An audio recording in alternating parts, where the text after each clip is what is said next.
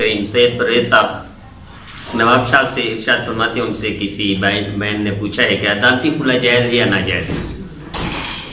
پرویز صاحب ان کو بتا دیجئے کہ عدالتی خلا جائز ہے اس وقت جب میاں بیوی دونوں راضی ہو کر خلا کر رہے ہو، لیکن اگر عدالت میں بیوی پہنچ جائے اور میاں کو پتہ ہی نہ چلے اور وہ عدالت خلا دے دے تو وہ خلا شرعاً قابل اعتبار نہیں، قانوناً قابل اعتبار ہے۔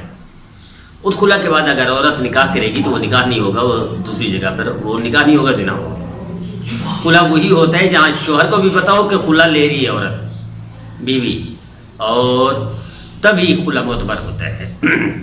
عدالت اگر تنسیخ کر دے، تنسیخ اور خلا میں فرق ہے، عدالت تنسیخ کر سکتی ہے، تنسیخ جائز ہے، شرعاً معتبر ہے، قانوناً بھی معتبر ہے، تو اس وقت پھر وہ تب ہے جب مرد نہ مرد ہو تو بھی عدالت تنسیخ کر سکتی ہے، خرچہ نہ دیتا ہو، ظلم کرتا ہو تو بھی عدالت تنسیخ کر سکتی ہے، تو پھر وہ قابل اعتبار ہے، اس وقت دوسری جگہ پر نکاح ہو سکتا ہے عدت کے بعد۔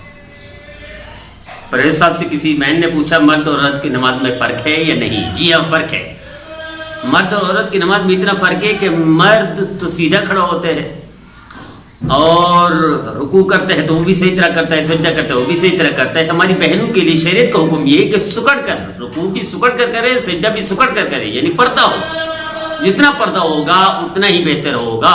مرد کی طرح رکوع کرنا، مرد کی طرح سجدہ کرنا یہ شریعت میں عورت کے لیے جائز نہیں ہے، یہ صرف مرد کے لیے ہے۔ اس سے کسی بہن نے پوچھا کہ تنہائی میں گناہ کیا کیا ہے؟ جی ہاں میری بہن، تنہائی میں گناہ یہ ہے کہ بندہ موبائل میں بیٹھے اور موبائل میں بیٹھ کر فلمیں دیکھتا رہے، ڈرامے دیکھتا رہے، اور ننگی فلمیں دیکھے، ننگے ڈرامے دیکھے، بےہودہ بے حیائی اور اسلام کے خلاف جو دیکھے، یہ تنہائی کے گناہ ہیں۔ اور آج کل یہ عام ہے، ہر گھر میں یوں سمجھے ہر بندے کے پاس ایک سینما ہے۔ پہلے سینما ہوتے تھے پورے شہر میں، 1 یا 2 سینما ہوتے تھے، لوگ دور دور جانا پڑتا تھا، مشکل ہوتا تھا۔